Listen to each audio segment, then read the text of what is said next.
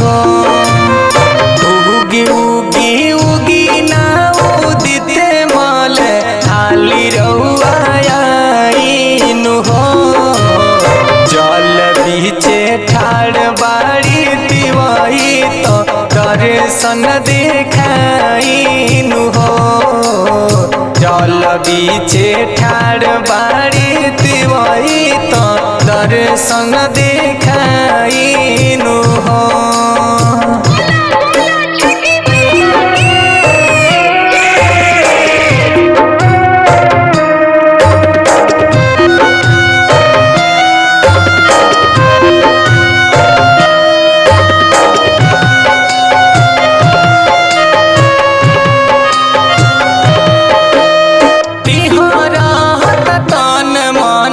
कांपता बदनिया मारता हिलोरा देखी गंगा जी के पनिया। गंगा जी के पनिया, गंगा जी के पनिया। तिहरत तन मन कांपता बदनिया मारता हिलोरा देखी गंगा जी के पनिया। सात रंग अपने किरनिया से ललसा पुराइनु हो। जल बीचे ठाड़ बाड़ी तिवाई तो दर्शन देखाइनु हो। जल बीचे ठाड़ बाड़ी तिवाई तो दर्शन देखाइनु हो।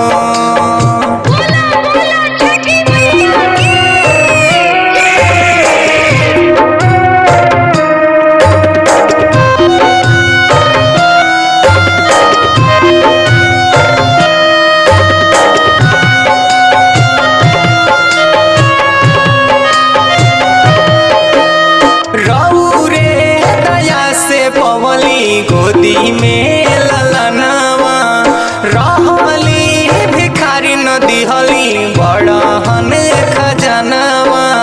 बड़हन खजनावा, बड़हन खजनावा। रउरे दया से पवली गोदी में ललनावा रहली भिखारी न पवली बड़हन खजनावा। से देत बानी अनघा तो रथ चढ़ियाइनु हो। जल बीचे ठाड़ बाड़ी तिवाई तो दर्शन देखाइनु हो। जल बीचे ठाड़ बाड़ी तिवाई तो दर्शन देखाइनु हो।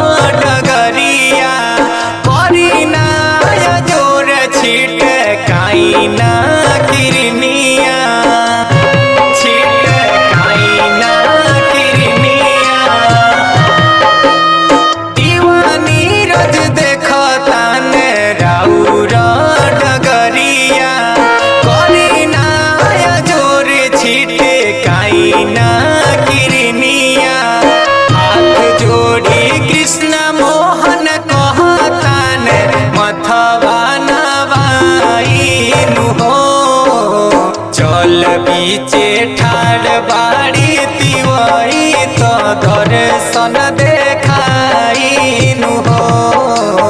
जल बीचे ठाड़